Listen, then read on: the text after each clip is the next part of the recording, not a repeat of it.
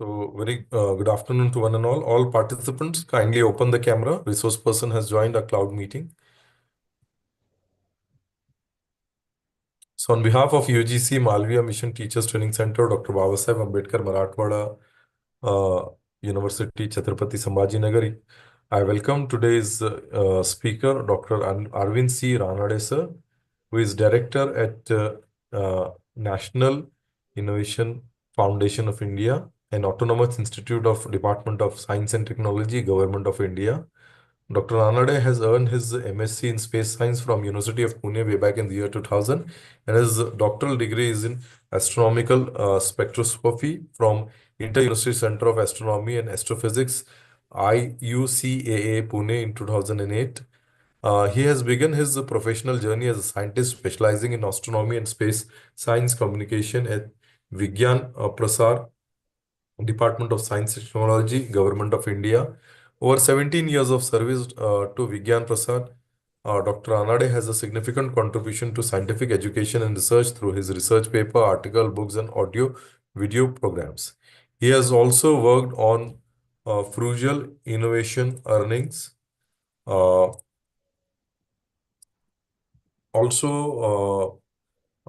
minds to addressing teachers, learning as well as local language, local situation. He has received several awards, awards contribution to Leela by Pitkar Award in 2000 and Acharya Shri Award in 2010 and Irada Vigyan Puraskar way back in the year 2017.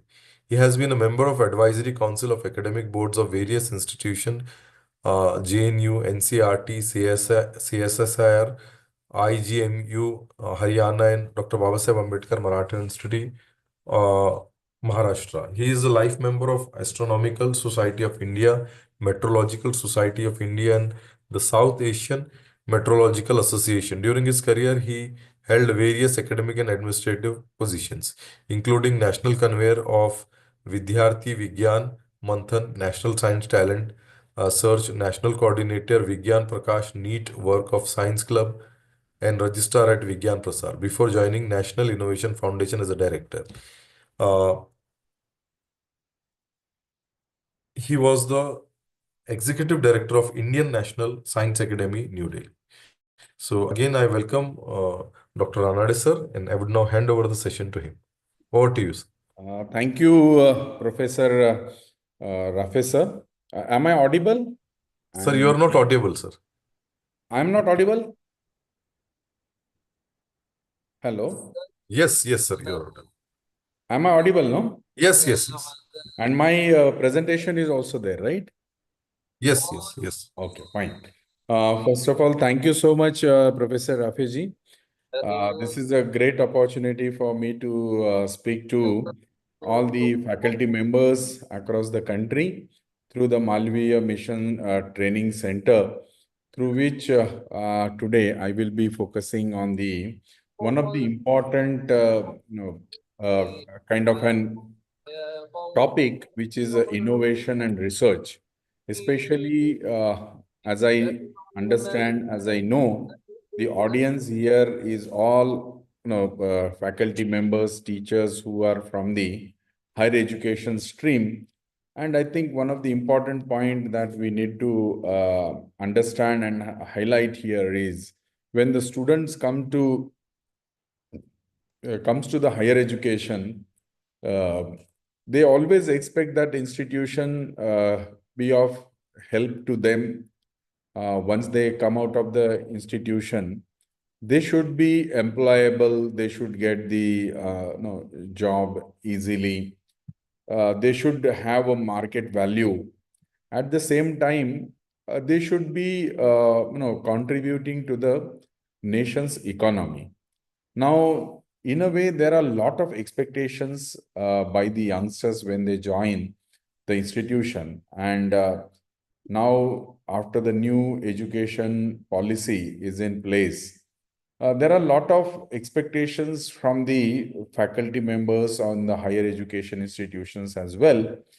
And when we talk in the 21st century, it becomes very important for all of us to understand and realize that in the 21st century, what is more important for all of us is to realize that the upcoming generation is all about having a technology in their hand.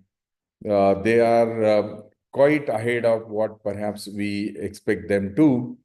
But I think then, as far as the amount of curriculum, amount of information pass on is concerned, sometimes it so happens that they are well equipped with the all kind of technology and knowledge resources with all of them. So it becomes quite easy for them to have knowledge resources through the books, through the internet, through the various kind of resources available for them.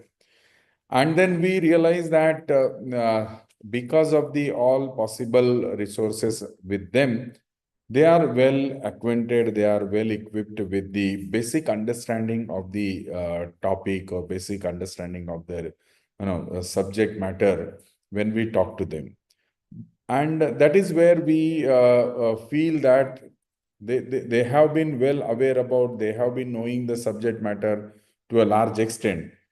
But what I think we as a faculty, we as the teaching community from the higher education, which they will never have got it in the right spirit, is about how the work that they are looking at, how the studies they have been looking at, need to be tangible, how that work or the expertise that they will gain through these education institutions, with the help of an experience and understanding, how this is going to be a helpful, given the opportunity of all the faculties who are very wide experienced, being part of this system for years together, which perhaps the students have never got to know about, is the wide experience, demand-driven requirements. What are the important aspects with which is in the demand-driven society? And only having a subject matter expertise or the knowledge domain is not really going to be a sufficient enough, but the experience that we all carry becomes an important for them to guide them, to give them an idea, to make them realize that what are all the area specific requirements, how the knowledge or the kind of learnings that they have acquired through this higher education need to brought into the practical scenario. So that will become easy when we understand, when we know that bridging the required gaps between the expertise and the experience gained community, and that is where the job of all of us comes into the picture.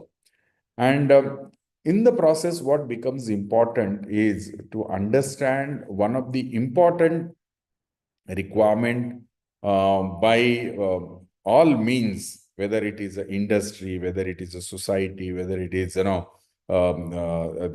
kind of institutions in which the students are likely to work in. This is all going to be demand driven, but that demand will have one of the important parameters, which is innovation. Because if you look at the innovation, innovation is the only surviving aspect, because innovation is something which is going to upscale anything in which they are working in to a next level. So innovation is something that they have to understand very thoroughly, and not only understanding the innovations becomes important, but knowing the innovations, knowing the demand of the innovation, continuity on those innovations for the research and development purpose is something that we need to understand. So my presentation is going to be all about the innovation and research when the students are expecting us to work upon and expecting us to know and understand that. Now, that is where it becomes important to understand the importance and what the actual innovation stands for. What is meant by innovation? What is that innovation is required? So, in that case, I hope you are able to see my screen.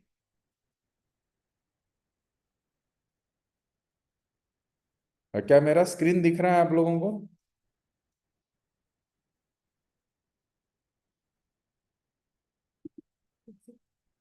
Okay.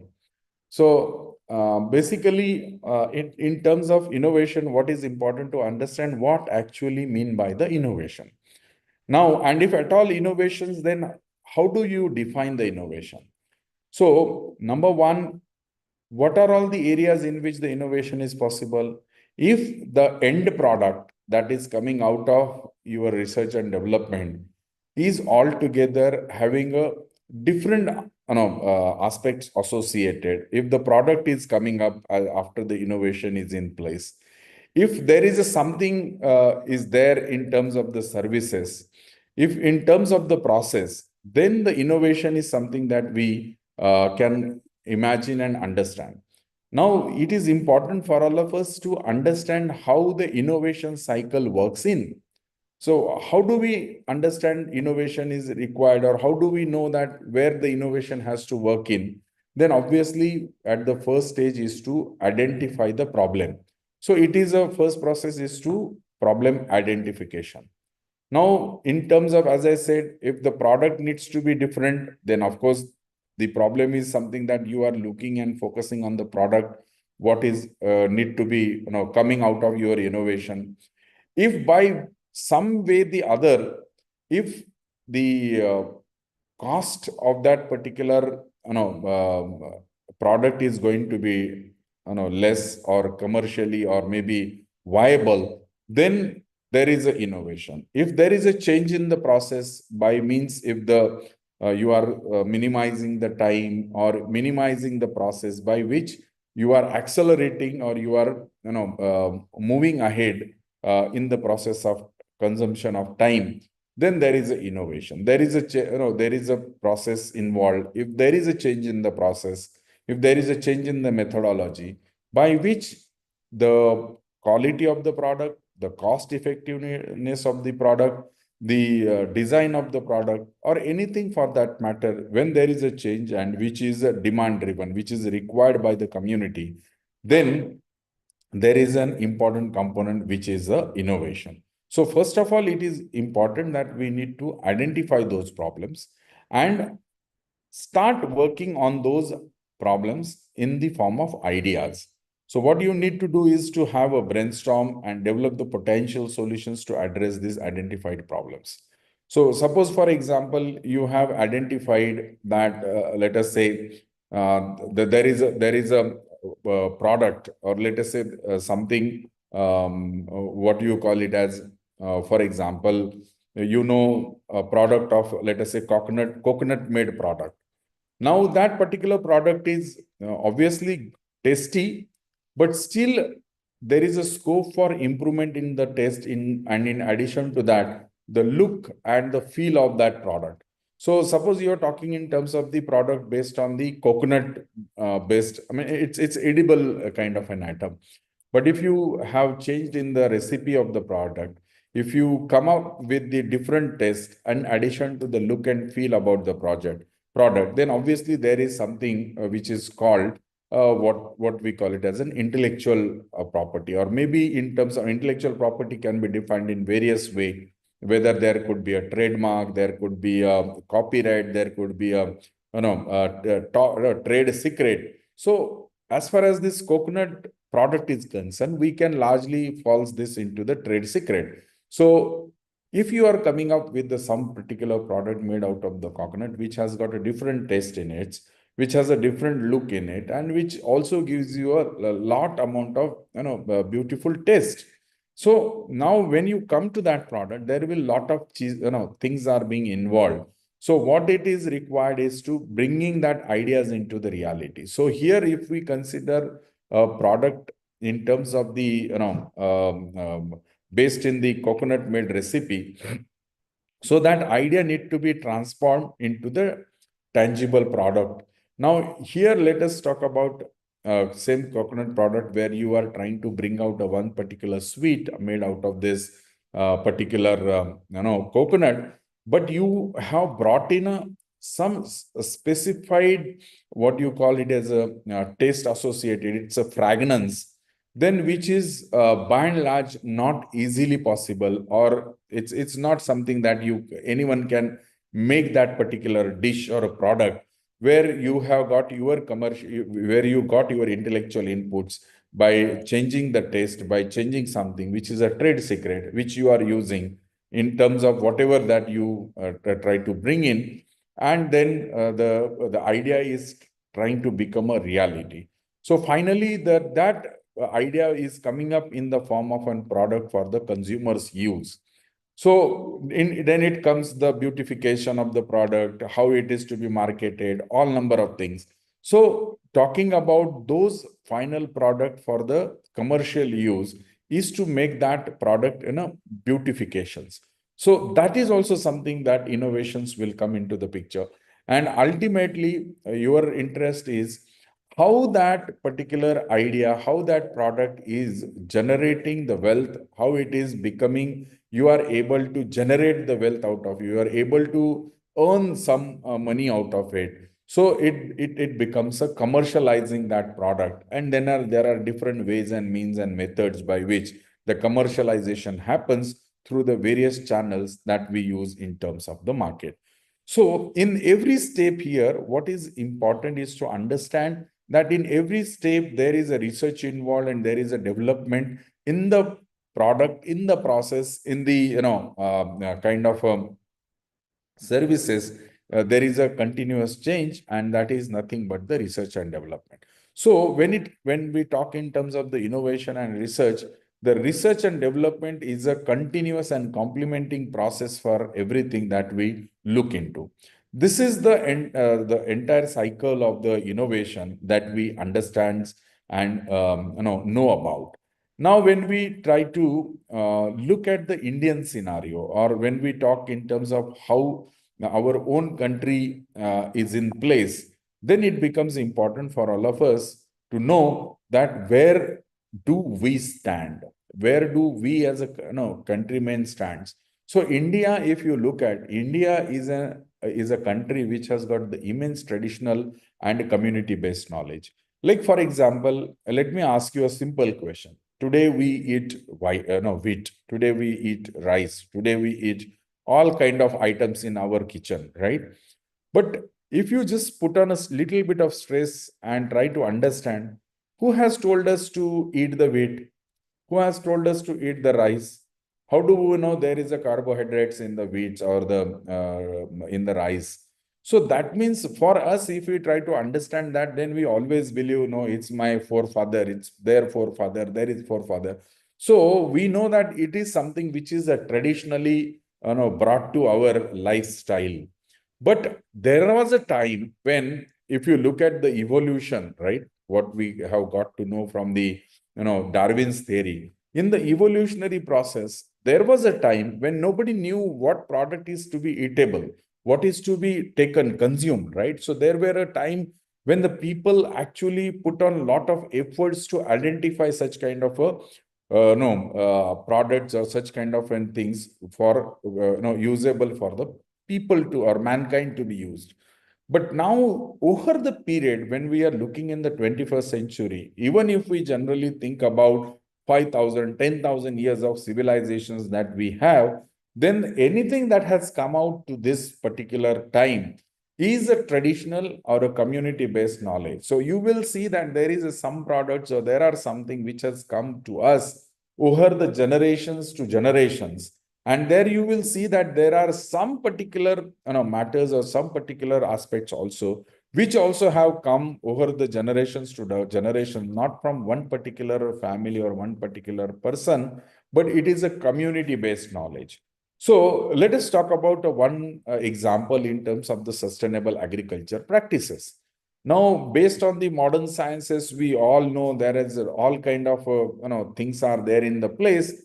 But if you look at the traditional way of utilizing the fertilizers, so we or other our rather our community used to know how the biofertilizers are there in our lifestyle, in our knowledge domain. So by which we knew that these biofertilizers will improve the health of the soil, will reduce the reliance on the chemical fertilizers, because, and that is why perhaps in 21st century also we largely speak about let's go to the organic farming, because we are realizing that large amount of knowledge which has passed on from generations to generation has again trying to take its own kind of a place in the community, because in a very short span of time in the modern science we realize that chemical fertilizers are completely changing the health of the soil, and it has become a question for all of us as a question, caution. It has become a concern for all of us. So there is something which was coming all the way from the traditional knowledge, and that is something that we need to realize, that one of the aspect which I told in terms of the biofertilizers. In fact, if you look at the community knowledge practices that we used to have, we used to have the mixed cropping pattern. So you see that in our earlier culture and our mankind, people used to use various cropping patterns in their field, one after the other. So, and by this way, what used to happen is that soil used to remain fertile all the time. The biodiversity used to be maintained, and by its own, there used to be a large amount of control over the pest infestation. So this is something that we should appreciate and understand, that this kind of knowledge practices have been coming to us through the generations, from one generation to other. Sometimes it is a family-based knowledge system, or one can say it is a community-based knowledge system, which we have realized in perhaps in the 21st century. Now, you will also see there are a good amount of knowledge repository. Like we knew that there are large amount of water resource managements we used to have. So right from the beginning, as we know the civilization and mankind, that we used to have a storage of the rainwater for the irrigation and domestic use through the form of tanks, through the forms of wells, which used to have an easily accessible groundwater for the agriculture and domestic purpose. We used to construct the small pond just next to our houses for collecting the rainwater, and even to do the fishing in that for the local needs of our required fish for their consumptions in their day-to-day life. We also knew that for the water resource management purposes, we used to have a Bowlies, and I hope many of you know what is the Bowlies, which has a very step well where you could easily get the water and groundwater for the easy accessibility. So these are all the some of the examples of water resource management to us, known to us through the traditional practices and knowledge. Now, in terms of the medicine, also in terms of the healing practices, which we all know, that India is one of the important and a premier country where lot of herbal remedies, Ayurveda, yoga practices, meditations to maintain the health and the spiritual aspect, maintain the physical fitness. So these are all the traditional knowledge practices we used to have from the generations to generations, which used to be preserved, and we used to implement it for the various purposes. But over the last, 21st, or rather, I would say more than 700 or 500 years down the line, what has happened is that there is a large amount of, what you called is wrong practices have come into the picture, and that has disturbed the entire ecosystem. In fact, India is being such a diversified country. We all know that we used to have a lot of culinary traditions. We know that we used to have a different kind of cuisines in our day-to-day life. We used to have a lot of spices from our nearby surroundings. We used to have a rich in aromatic spices. We used to have a traditional recipes, which has passed from generations to generations. So all that was been part of us. And it was not only in terms of the taste or in terms of the utility, it used to also ensure the biodiversity and balance of the nature as well. But over a last certain amount of time, we have got diverted from all that. Not only in terms of that, in terms of the art, culture, and traditional crafts, we know that we used to have a textile weaving as an practice in our families. We used to have hand wools, fabrics, for the quality kind of textile or beautification of the textile industries and all. We used to have all that. In fact, we used to have a very good ornaments and jewelries made out of the, highly skilled artisans, and it was used to be for our day-to-day life. In fact, lot of earthen wares used to be made available based on the traditional knowledge. So these are all the practices we used to have over the centuries with us. But what happened is something that we need to understand over the period. Now, in the today in the 2024, 2025, we know that what has happened is we have lost all amount of knowledge and practices today. Why we lost all this? Because of the lack of documentation. You know that because large amount of generation to generation passing on the knowledge used to be through the what you called as a verbal practices from what used to go from one generation to other. There was no mechanism for writing or documenting the things. So over the period, what has happened that we lost majority of those traditional knowledge. Those to some extent still there are some existing which we all know about.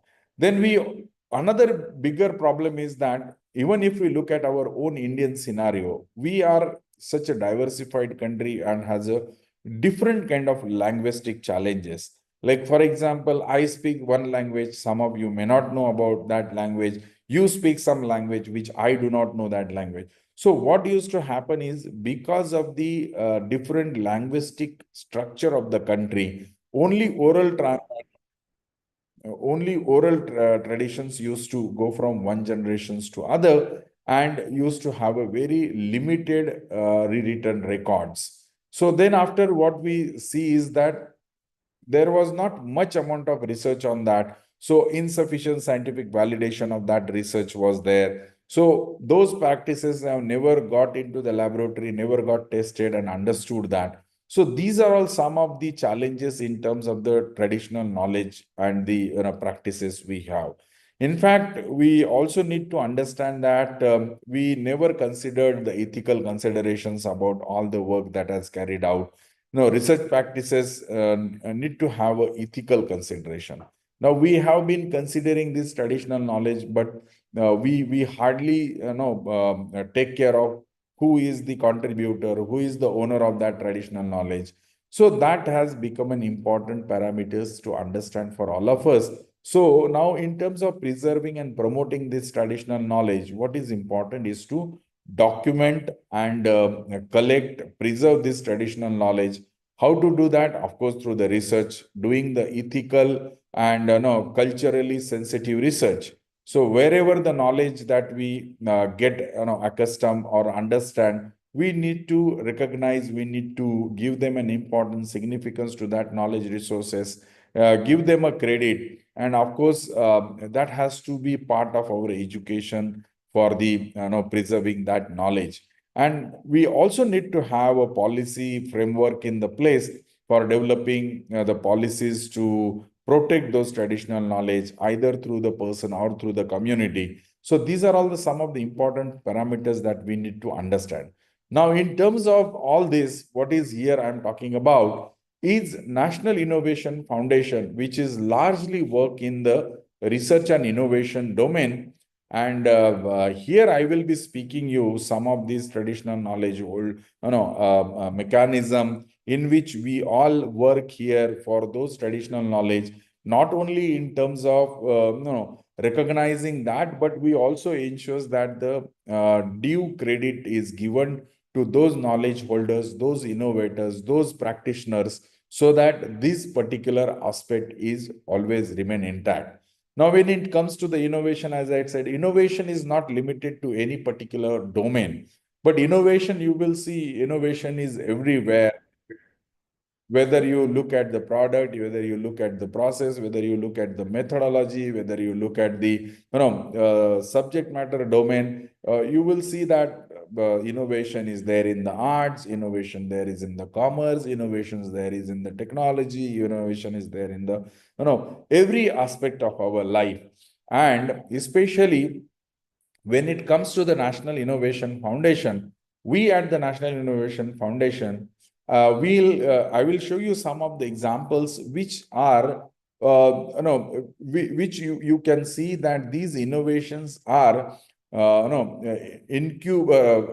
these innovations are been contributed by a simple grassroots innovators. Those have never gotten exposures to any particular framework or well-established system in place. They are not part of any formal education system, but based on the need and the demand for their problems, they have come up with their own solutions, and that particular solution has become a solutions for the larger community or larger kind of an people. And those kind of innovations have become or brought into the market based on the needs and the problem solving abilities into those innovation. So we National Innovation Foundation at NIF, we not only do the scouting and documentations, but we also manage those database. We are the India's national repository of grassroots innovations, and we also look at the strengthening this grassroots technological innovations and outstanding traditional knowledge, which is spread across the country. So through our documentations and scouting mechanism, we maintain those database, and out of those database, we identify some of those innovations where we do the research, we do the value addition, we do the lot of work on it. And once we start doing that, there will be a time when that intellectual input or those intellectual properties will be forced to be kept and preserved on the name of the knowledge holder. And that is where the intellectual property management comes into the picture. And over the period, we do the value additions and research developments on those innovations. And when we comes to the product value or to the production level or to the product level, we start working on those products for the development, business development purpose, in which once the product can be taken to the society, to the people, to the community, either in the form of a product to be self kind of manufactured, or through the technology transfer, or through the entrepreneurship development. And then at the same time, some of these technologies which are identified here can only be best judged through the dissemination and social diffusion. So these are all some of the ecosystem of NIF which we have built over a last 25 years of our existence. Now, we will see here what happens to our NIF ecosystem. So what we do is every biennial competition, through biennial competition, we receive a lot of ideas, entries from the grassroots innovators, students, through the competitions, through the letters, through the Shodha Yatras, which we conduct in the different part of the country. And once that data is received, we do the processing on those entries, and we bifurcate those innovations or the leads in the 4 different major domain, which is agriculture, engineering, veterinary science, and human health. And once we receive that information, we do the prior art search. Prior art search is a process in which we try to look for the real innovation, whether that anything that has come to our database is unique in itself. There is original thought process, there is originality involved, innovativeness is involved, novelty is there. Then only we take that particular innovations to the next chain. And in the process, what happens is that some of the innovations straight away get rejected, either because they don't have a sufficient information, or there is a copy paste of these innovations by somebody. Then we straight away reject those innovations or the claims that we received.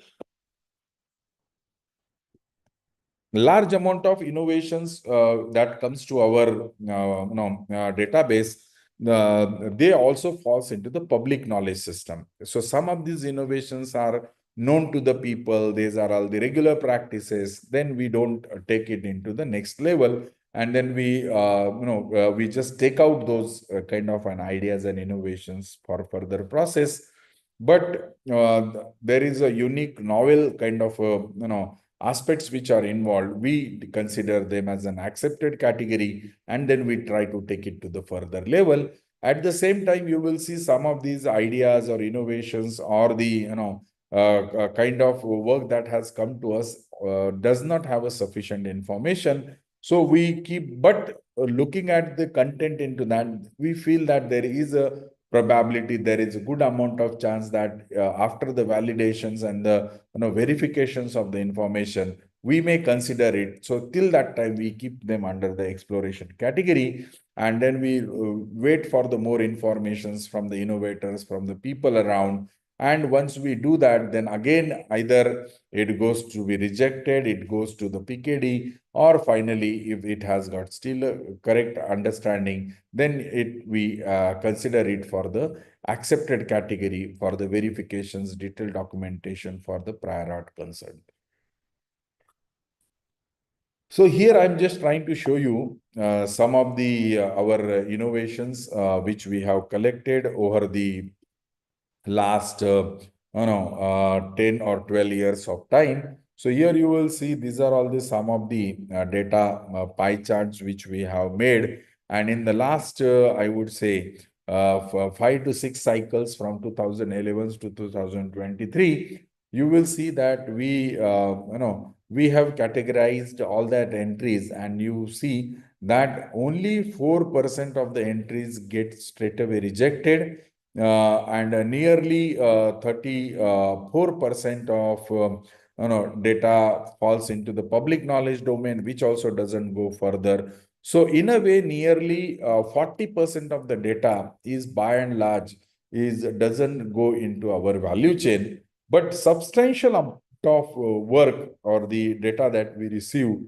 go for the further incubation or further value chain, which falls under the accepted and exploration category. And the next pie chart that you see here will talk about how many these, based on out of this 60% of the data, how many of these leads are falling into the four major stream wherein we work at NIF. So you will see largely that we have a large amount of database, large amount of leads that we have collected falls under the what you call as a human health issues. So these innovations are either with the outstanding traditional knowledge, with the help of herbal leads that we collected through our competition. We really nearly get about 17% data points in terms of the veterinary science. So if I combine veterinary and human health together, then you will see that nearly 70% of the data falls into the human health or veterinary sciences. But nearly 30% of our remaining data, which is there, falls into the engineering domain, and very small portion of data lies into our agriculture domain. So in terms of agriculture, there will be a different plant variety, there will be a different kind of plant protections or of that sort, which we take it for the next level. Now here, based on our last 25 years of work in the NIF, nearly 3.5 lakh ideas or the public knowledge domain information, we have kept it accessible for the common people. And you see that we have started this web portal called innovation.nif.org.in, which we launched in the year 2023 in the month of March. So all these information or the innovations are available for the public to have access to all that database. So these are all the important components that we all have to understand. Now, this is one of the important flowchart that you could see here.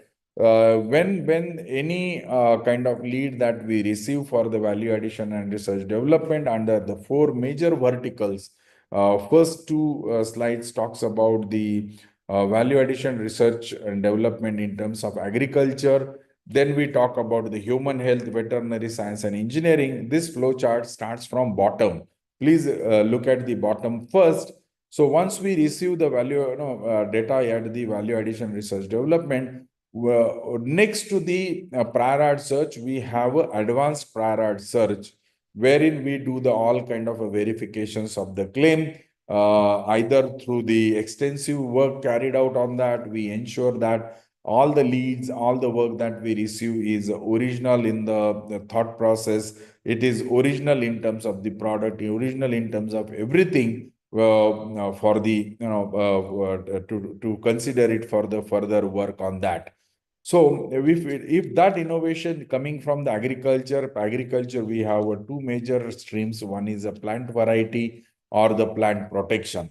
So if it is a plant variety, we do a lot of stations trials. We do the, a large amount of, farm trials from our various farmers through our agriculture universities, and do that testing. Or sometimes we also need to do the multi-location trials to do the ACRIB network of the farm field in the different part of the country. So we also do that. But by and large, after doing the station trial or at the agriculture universities or on field, we get a sufficient ideas about the originality of the innovation or a technology to begin with. And once we realize that, we also try to do the PPV FRA registration if it falls into the agriculture, so that that particular innovation or technology will get a due credit in its own course of time. And if it is a plant protection variety or plant protection innovation, then we go for the laboratory validation, characterizations through the various laboratories all around, and we do the formulation development, because when we receive the leads or the ideas from the from the grassroots innovators, sometimes innovators do not have any particular idea about the standardizing the process. So we do all that particular aspect with the help of our knowledge partners through the formulation development and field study testing. And once we do that, we consider that the product is almost ready for the commercialization, and that product development process completes the chain by itself.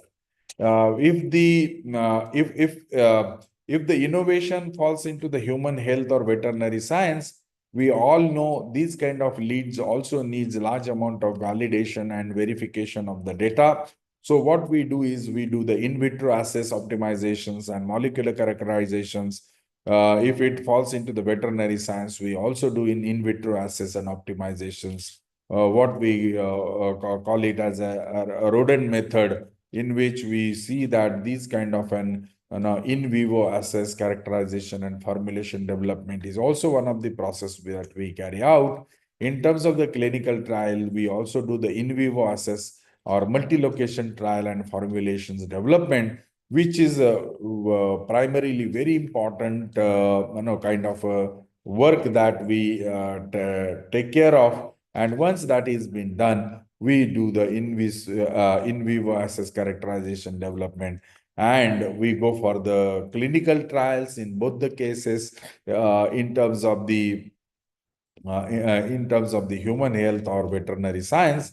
And once that is been done, our product is almost comes to a developmental process, or sometimes the product is also get developed by our own method. And in doing that, similarly, in terms of the engineering also, on the similar line, you will see that once we do the advanced prior art search, we get its genuinity, we get its originality, and once it stands on all the required verifications and validation of the things, then we take this to the further laboratories or prototype development. And no, what we do is do the fabrication and design development and all that. And finally, at the product level, we ensure that this testing and validation also happens with the value addition and research and development process, which we have been doing for the years together. So this is the complete value chain in our thing. And as I said, once the end product is ready, either in terms of the product that we look at, or it's almost technology is ready for commercialization, what we do is once the product is ready, either we take that product through the entrepreneurship development or the startup development with that grassroots innovator, or if that grassroots innovator does not have a strength or doesn't would like to take it to the further based on n number of problems at his or her own end, then what we recommend them for the technology transfer. And for doing that technology transfer, the people requires a lot of courage to do that. And large amount of our innovators come with that idea, and they do the innovations as well as ensuring that innovation reaches to the larger section of the society.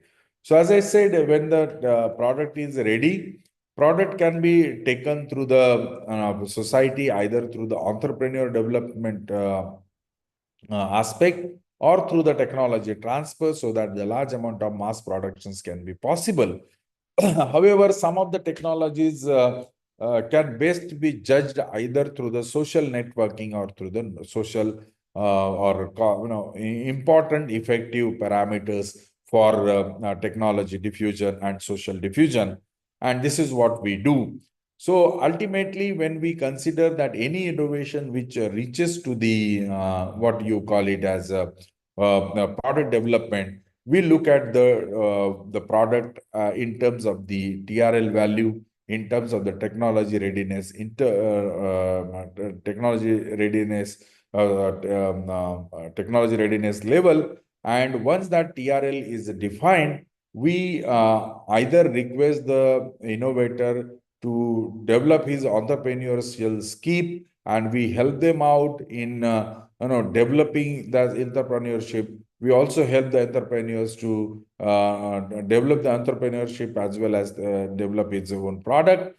They can register formal, or they can build and supply chain, or accuse the benefit of the government schemes like Startups India, amongst the others. In this manner, you will see that innovators, once they get to realize that the product is sellable, then we try to look for that as well, either through the identifying the MSME or other industry players in the relevant to the particular technology. We also have a built-in dialogue with the proposed products in the industry, agri terms and manufacturing distributions, both as the case may be. And we also do the executes the agreement. So all that comes into the incubation and value chain aspect of our work that we carry out. So now I will bring you to some of our technologies which are in the market for the people, and how effective these technologies have become.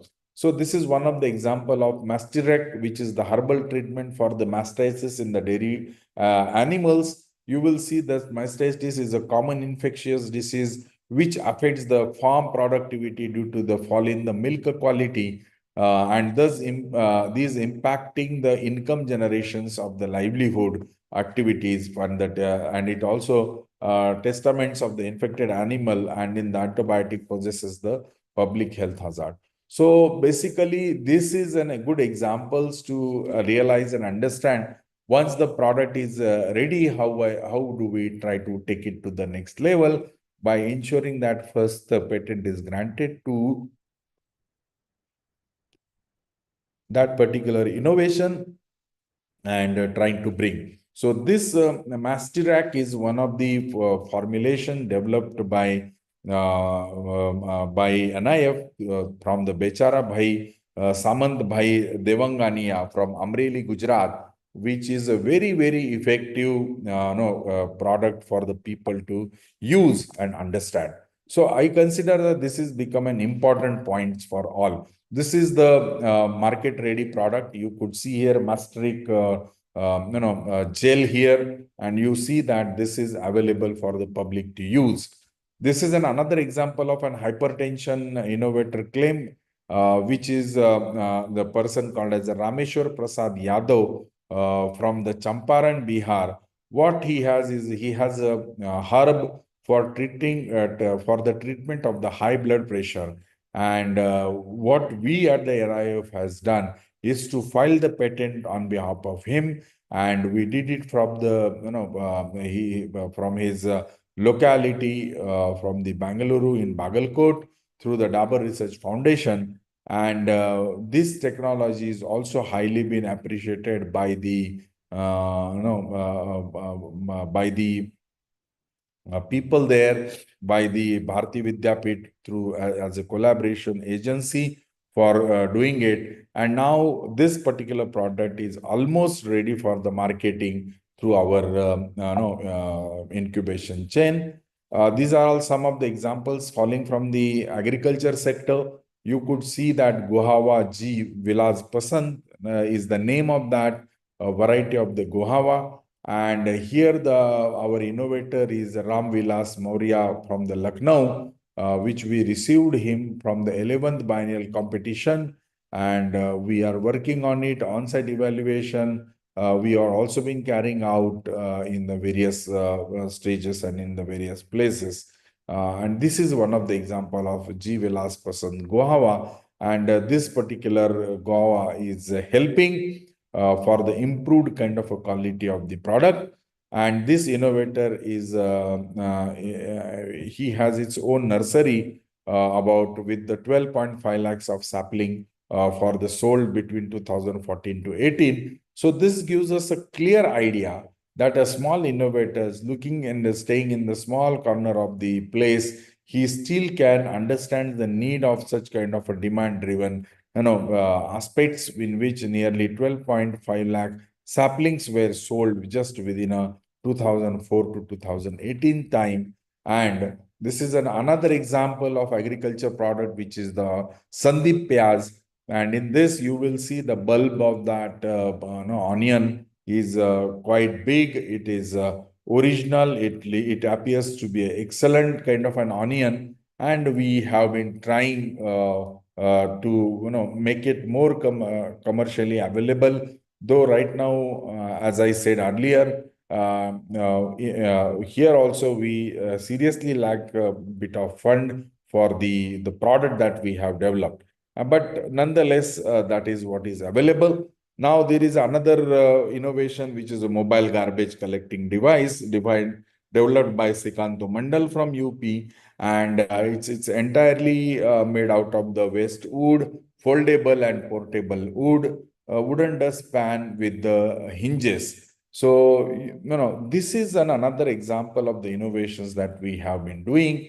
These are all some of the examples where the scope of improvements in the prototype is already given. And you could see easily here how these innovations can be improved at our own level through the various technical expertise developed within the NIF. And you see that majority of these technologies are upscaled or value added by NIF team. And these products are now becoming very easy for marketable as well. This is the design of the simulations at the NIF. So these are all some of the examples where we have done. We have seen today, this is the one of the important parameters that you could see. This is mental body making. Basically, what we at NIF has done, we have strengthened this technology. We have used the material which they can go for last or can remain long lasting. So this is something that we have been doing for them, and we have also been trying to make it easily accessible. This is another product, which is a cow dung collector machine. And this particular cow dung collecting machine is from the Mohan Muktaji Lamb from the Beed districts of Maharashtra, where he has developed this, in which nearly it's about 0.5% hectare, kind of motor is required, HP motor is required. which is a battery operating and very easily can collect those kind of a waste or cow dung with these machines. And it is largely in the demand by the innovator. There is another example of a modified boiler developed by the Subhash Ola from the Rajasthan, and you see that he has also reused those water which is there. And what he did is he has improved the boiler. He started using the water once again, and by this particular way, a lot of consumption of fossil fuel is been protected by this. And you will see that with this kind of boilers now are being installed in the food processing industries, textile industries, plywood industries, paper and leather or dye industries. And this is also one of the good example of save fuel and water is consumptions by up to 30 to 80%. So the efficiency of the machine also remains intact. In fact, less amount of kind of a consumption of the petrol is also there. So by this particular way, we can say that these kind of changes are in place, and by this mechanism, by this way, we are able to save lot of fuel, lot of water from 30%, 80% to 30%. And this particular device, which is a modified boiler, is also now getting used at the different section of the society. And this is also helpful to reduce the drudgery of manpower engaged in the refilling of these kind of takes. This is another example of innovators are empowered through that, and they can compete in cross sectoral, cross category of platforms of repute. So here is this kind of people have also participated in this competition. And this is one of the example that this Subhash Ola has become a startup of the year with the Genius Energy kind of category. And these kind of things are available in the market today. So these are all some of the good examples of the entrepreneurship development. These are all some of the products here you could see. First one is the adjustable walker developed by Shalini school-going children. When we received the entry in the Inspire Manak, finally this particular entry has also got the recognition from our honorable president of the country, and this product is easily available in the market today. Similarly, Mastric is another product which is used largely for the mastitis problems in the veterinary domain in terms of the animal husbandry. Here you could see these are all the mastric gel that you could see. In fact, in terms of the technology transfer also, this technology transfer is also happened with the paddy transplantations. And this kind of examples that you could see in a number of ways.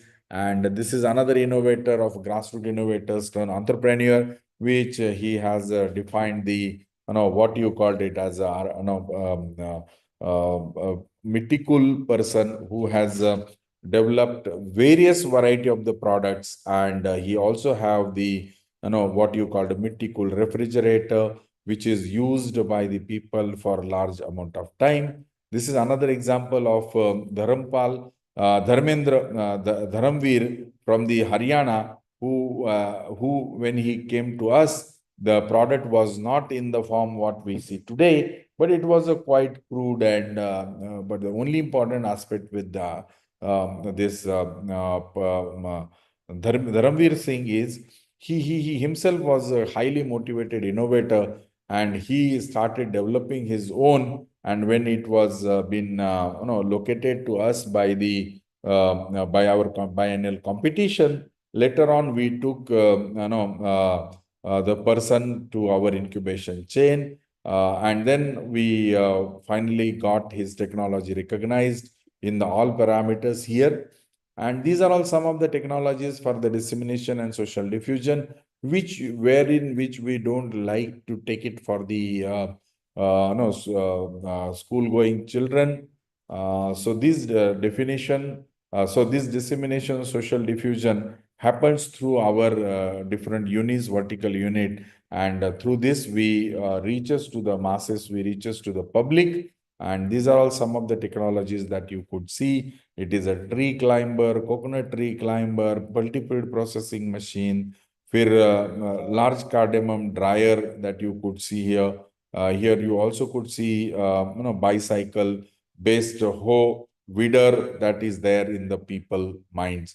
So you could also see the natural water cooler, which is developed by Arvind by Patel in Gujarat. So these are all some of the technologies that you could see. So this is another example of an apple variety, which is a low chilling, now can also grow in the low altitude, low altitude and plain areas. Here you could see in the sideline of the screen that in India, this particular apple is grown across the country. And I'm very happy to say that the same innovator named Harman Sharma, he has got the Padma Shri Award in the year 2025. He has been announced recently, and very soon he will be honored by this by the honorable president of our country. And this is where you could see that is going to help.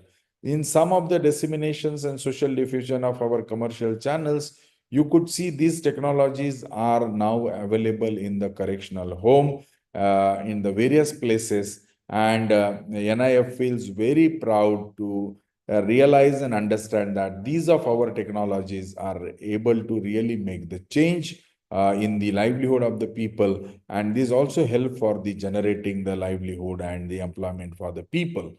So these are all some of the technological innovations at NIF in terms of engineering. You could see there is a composter, aerator. We see the modified combined harvester. In terms of the agriculture plant, here you could see the Padma Shri Jagdish Parikh with the cauliflower, and Padma Shri Vallabh Bhai Marwania from holding the carrot. You could also see in terms of veterinary science, we have a vermivet powder, which is there for the dewormer for the cattle. You could see the to cure the anestrus in the cattle.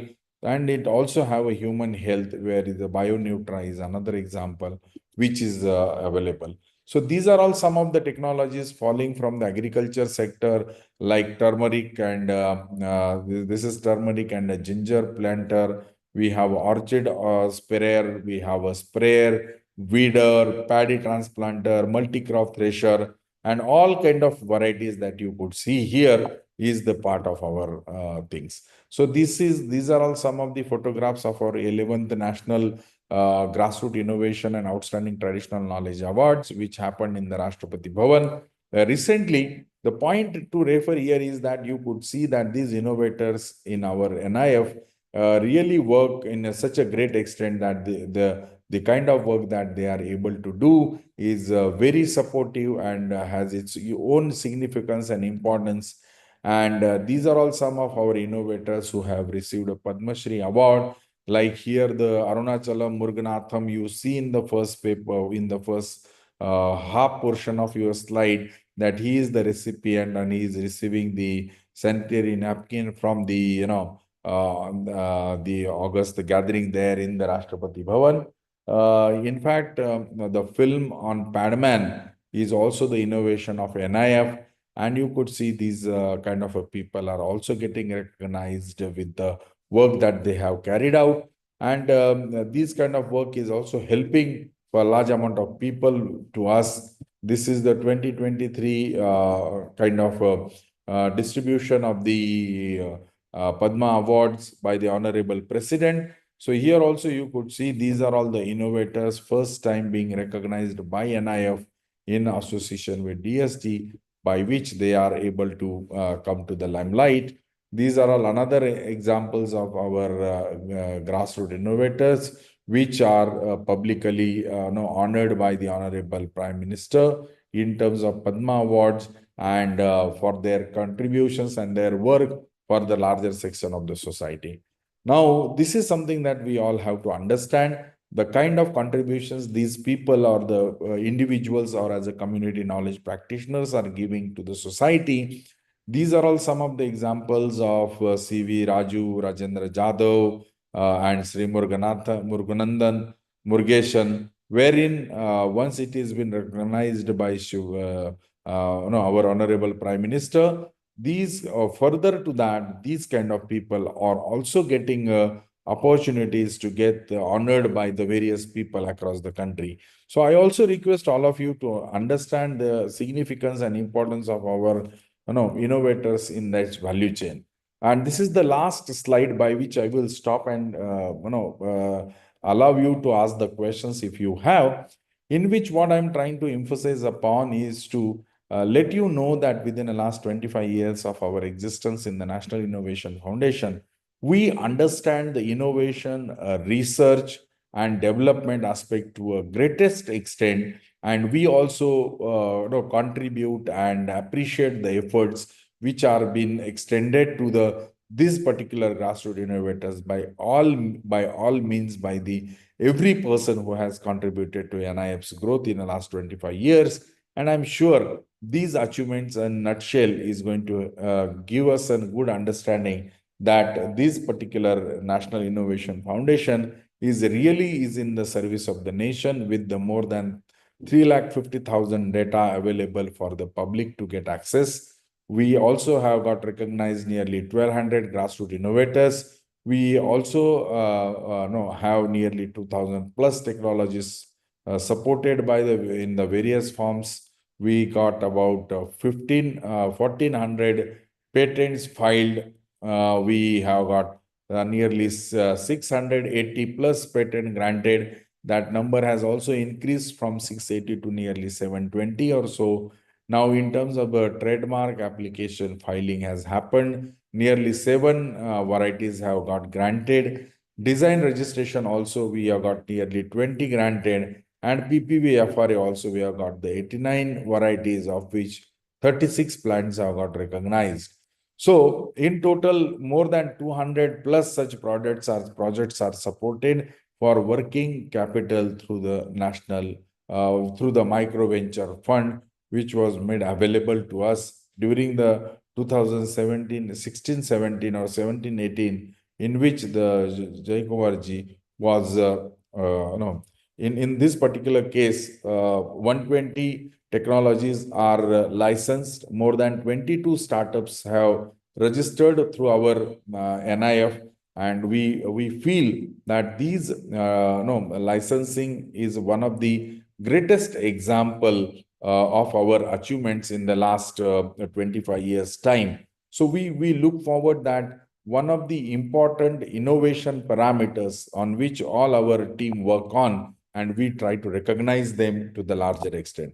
And I think that is where I will be stopping. This is where my presentation is all about the innovation research, and what our higher education institutions can help for developing the spirit of innovation and research for the larger people, for the larger public, in the interest, so that all our the youngsters coming into the higher education will feel proud to get associated and contribute and have a great contributions to the Indian economy. And for this purpose, I think we all need to realize the significance and importance of the innovation and research development, right from the traditional knowledge or from the outstanding traditional knowledge to the demand-driven innovations or frugal innovations, which having a capacity to change the entire world.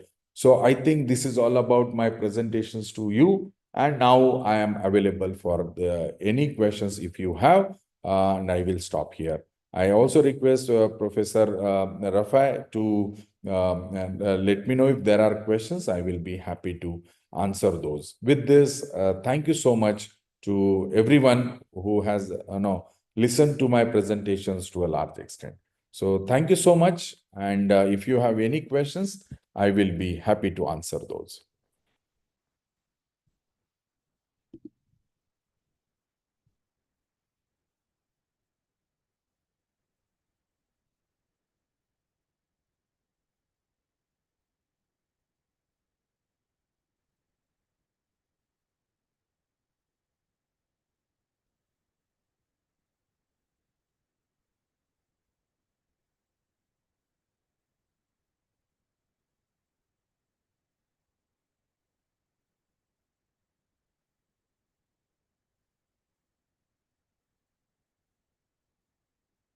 Professor Rafai, if there are any questions, I will be happy to answer.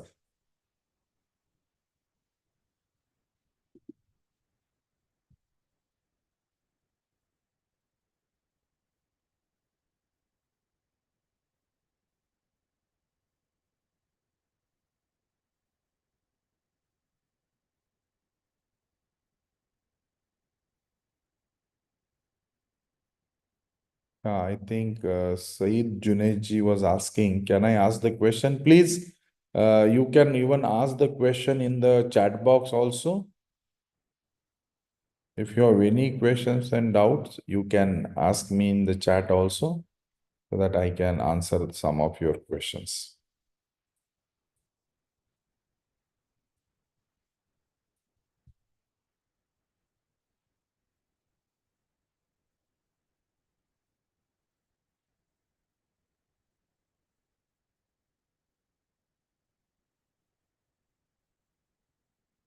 Thank you, everyone. It seems there is no question from HRDC Bamu.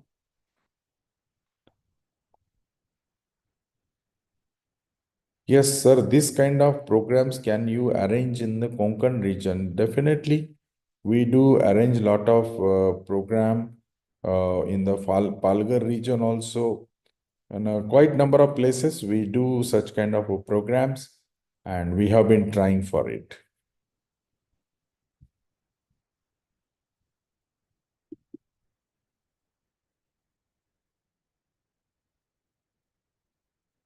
Thank you, Professor Rafai. If please let me know if there are any particular questions.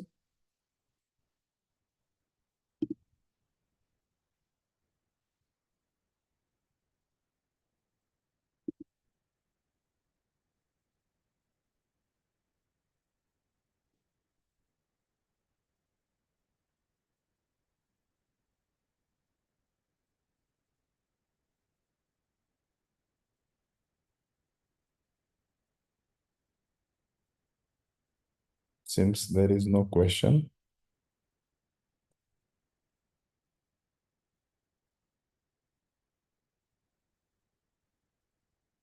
So if there are no questions, I think I will stop here.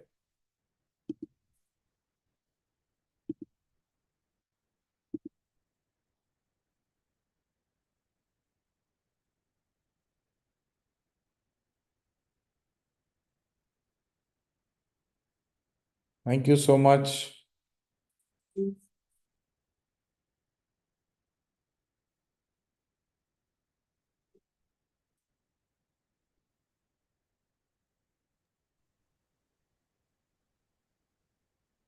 So if any questions are there, we can ask to the resource person.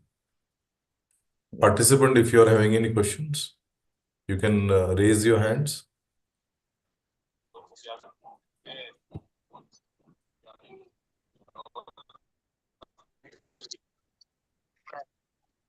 Hello. Participants, if you are having question, you can raise your hand, you can unmute and tell.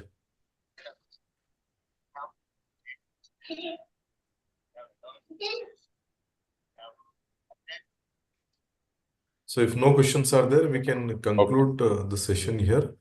Thank you. Thank you so much. Thank you, sir. If no questions are there, we can conclude. So on behalf of Dr. Babasaheb Ambedkar Marathwada University, Chhatrapati Sambhajinagar, my special thanks to Dr. Arvind Ranade sir for sparing his valuable time and I think Saeed Junaidji was asking, can I ask the question? Please, you can even ask the question in the chat box also. If you have any questions and doubts, you can ask me in the chat also so that I can answer some of your questions.